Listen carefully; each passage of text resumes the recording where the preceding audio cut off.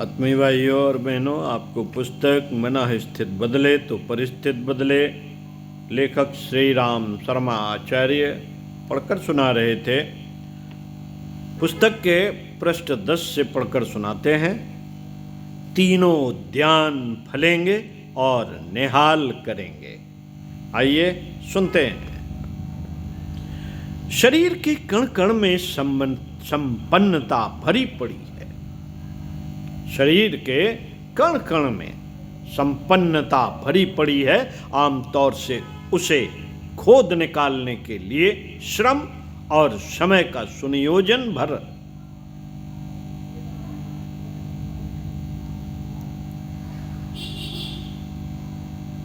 बन पड़ना,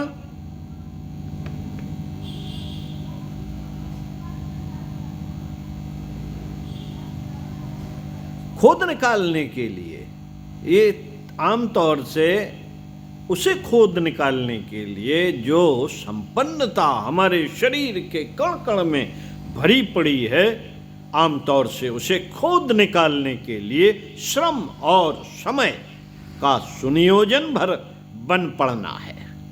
मात्र इतना ही। अभिरुचि, उत्कंठा, मनोयोग एवं उत्साह का भी यदि साथ में नियोजन हो तो फिर समझना चाहिए कि श्रम का स्तर अनेक गुना ऊंचा उठ गया।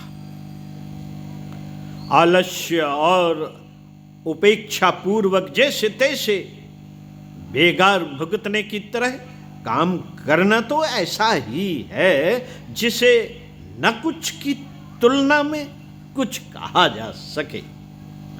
सुव्यवस्थित और सर्वांगपूर्ण काम करने से श्रम का मूल्य भी बढ़ता है और स्तर भी।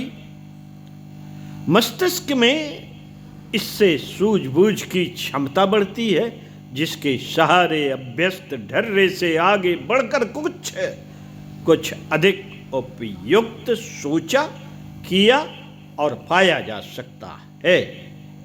सुव्यवस्था एक उच्च स्तरीय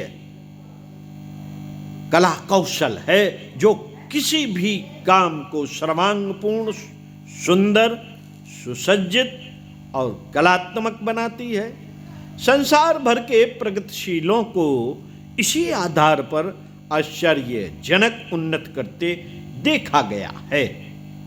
छप्पर फाड़कर कदाचित ही किसी के घर में स्वर्ण वर्षा हुई हो, दूसरों के सहारे पराश्रित रहकर कदाचित ही किसी ने गौरव भरा जीवन जिया हो, उत्तराधिकार में भी किसी को वैभव मिल तो सकता है, पर हराम का माल हजम नहीं होता। जिसने परिश्रम पूर्वक कमाया नहीं, वह उसका सदुपयोग भी कदाचित ही कर सकेगा।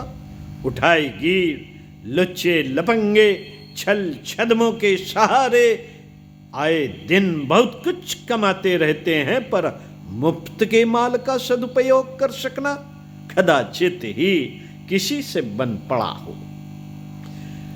भोजन तभी हजम होता है जब पचाने के लिए कड़ी मेहनत की जाए। मेहनत की, ईमानदारी की कमाई ही फलती फूलती देखी गई है। यदि शरीर को व्यस्त एवं उत्साह भरी श्रमशीलता के सहारे साध लिया जाए तो ना दरिद्रता से ही पाला पड़ेगा और ना किसी का मुंह ताकने की अनीत पर उतारू होने की आवश्यकता पड़ेगी। संपन्नता के अतिरिक्त दूसरा उद्यान शिक्षा का है, जिसे बुद्धिमत्ता, दूरदर्शिता, एकाग्रता आदि के नाम से भी जाना जाता है। वकील, इंजीनियर, कलाकार, विद्वान, मनीषी आदि को देखकर अपना भी मन चलता है कि काश हमें भी ऐसा संयोग मिला होता तो अधिक कमाने और अधिक सम्मान पाने की परिस्थिति हाथ लगी होती। पर इस परिस्थिति से वंचित रहने का दोष परिस्थितियों या अमुक व्यक्तियों पर देना भी व्यर्थ है। यदि शिक्षा का महत्व समझा और उत्साह उभारा जा सके तो बौद्धिक दृष्टि से समुन्नत बनने के लिए आवश्यक सुविधाएं अनायास ही खिंचती चली आती हैं।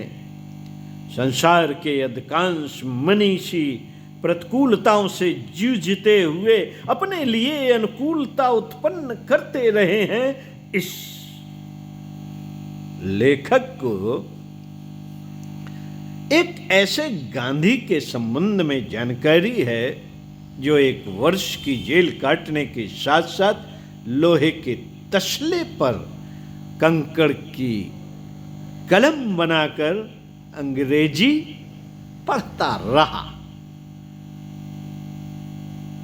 एक पुराने अखबार ने ही पुस्तकों की आवश्यकता पूरी कर दी। साथियों में ही ऐसे मिल गए जो पढ़ने में प्रसन्नता पूर्वक सहायता करते रहे। 1 वर्ष में ही इतनी सफलता अर्जित कर ली जिसे देखकर लोगों को आश्चर्यचकित रहना पड़ा था। इसमें न जादू है न चमत्कार, भीतर का प्रसुप्त यदि अंगड़ाई लेकर उठ खड़ा हो और कुछ कर गुजरने की उमंगों से अपने को अनुप्राणित कर ले तो समझना चाहिए कि सरस्वती उसके आंगन में नृत्य करने के लिए सहमत हो गई। साथियों, अन्य विभूतियों की तरह विद्या भी मनुष्य के आंतरिक आकर्षण से अनायास ही खिंचती चली आती है। संसार के प्रगतिशील मनुष्यों का इतिहास इस संदर्भ में पग पग पर साक्षी देने के लिए विद्यमान है। तीसरा उद्यान है अंतःकरण। 2 उद्यान आपको पढ़ के बताए। तीसरा उद्यान है अंतःकरण क्षेत्र का, जिसमें भाव संवेदनाएं मान सरोवर की तरह लहराती और गंगा भागीरथी की तरह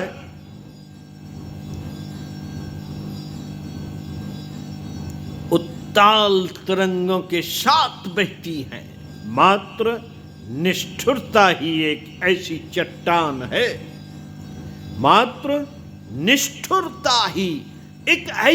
चट्टान है, जो इन उद्गमों का द्वार बंद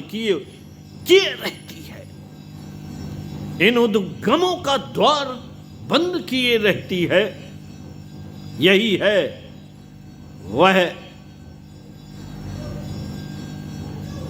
वह उल्लास उद्गम। यही है वह उल्लास उद्गम जिसमें देवता रहते, महामानव विकसते और ऋषि मनीषियों की चेतना निवास करती है।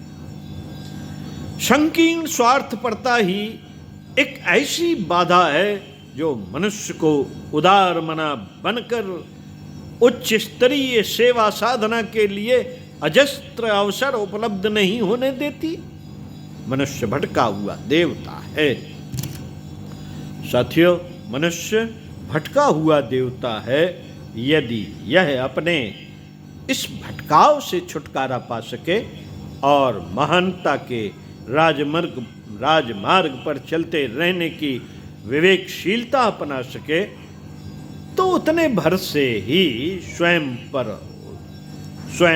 पार उतरने और अनेकों को पार उतारने की स्थिति अनायास ही बन सकती है। इसके लिए विद्वान या पहलवान होना आवश्यक नहीं। कबीर, दादू, रैदास, मीरा, शबरी आदि ने विद्वता या संपन्नता के आधार पर वह श्रेय प्राप्त नहीं किया था जिससे अब भी असंख्यों को उच्च स्तरीय प्रेरणाएं उपलब्ध करते देखा जाता है। मनुष्य के पास शरीर, मन और अंतःकरण, यह 3 ऐसी खदानें हैं जिनमें से इच्छानुसार मणिमुक्तक खोद निकाले जा सकते हैं। बाहरी सहयोग भी सत्पात्रों को अनायास ही मिल सकता है। अच्छे नंबरों से उत्तीर्ण होने वाले विद्यार्थियों को सहज ही छात्र वृत्तियां मिल जाती हैं। मात्र कुपात्र ही कभी भाग्य पर, कभी ग्रह नक्षत्रों पर और कभी जो भी सामने दिख पड़ते हैं उसी पर दोष मढ़ते रहते हैं। गतिवानों को किसी ने रोका नहीं, गंगा का प्रवाहमान संकल्प उसे महासागर के मिलन तक पहुंचाए बिना बीच में कहीं रुका नहीं। जिस तिस से सहारा पाने की भी समय आवश्यकता पड़ सकती है, पर उसकी उपयोगिता उतनी ही स्वल्प है जितनी संकट ग्रस्तों को कठिनाई से उबारने में कभी कभी उदार चेताओं की सहानुभूति काम दे जाती है। उसी के सहारे जिंदगी की लंबी मंजिल को पार करना और बड़ी चढ़ी आवश्यकताओं के अनुदान वरदान प्रस्तुत कर सकना संभव नहीं होता। आज की अदृश्य किंतु 2 महती समस्याओं में से एक यह है कि लोग परावलंबन के अभ्यस्त हो चले हैं। दूसरों का ऊट पटांग अनुकरण करते ही उनसे बन पड़ता है। निजी विवेक इतना तक नहीं जानता कि स्वतंत्र चिंतन के सारे जो उपयुक्त है उसे अपनाने और जो अनुपयुक्त है उसे बुहार फेंकने तक का साहस जुटा सके। यह परावलंबन यदि छोड़ते बन पड़े तो मनुष्य की उपयुक्तता को अपनाने का साहस भीतर से ही उठ सकता है और एकला चलो रे का गीत गुनगुनाते हुए उपरोक्त 3 क्षेत्रों में निहाल कर सकने वाली संपदा उपार्जित कर सकता है। आज की सबसे बड़ी, सबसे भयावह समस्या एक ही है, मानवीय चेतना का परावलंबन। अतः स्फुरणा का मूर्छाग्रस्त होना, औचित्य को समझ न पाना और कटीली झाड़ियों में भटक जाना अगले दिन इस स्थिति से उबरने के हैं। उज्ज्वल भविष्य की समस्त संभावनाएं इसी आधार पर विनिर्मित होंगी। अगले दिनों लोग दीनहीन, मलिन, उद्विग्न, विक्षिप्त स्थिति में रहना स्वीकार न करेंगे। अभी आत्मावलंबी होंगे, सभी आत्मावलंबी होंगे और किसी एक पुरुषार्थ को अपनाकर ओजस्वी, तेजस्वी, वर्चस्वी बन सकने में पूरी तरह सफल होंगे। वातावरण मनुष्य को बनाता है। साथियों, वातावरण मनुष्य को बनाता है,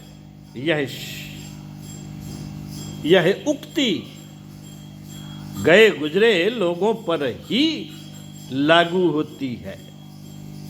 वास्तविकता यह है कि आत्मबल के धनी अपनी संकल्प शक्ति और प्रतिभा के सहारे अभीष्ट वातावरण बना सकने में पूरी तरह सफल होते हैं।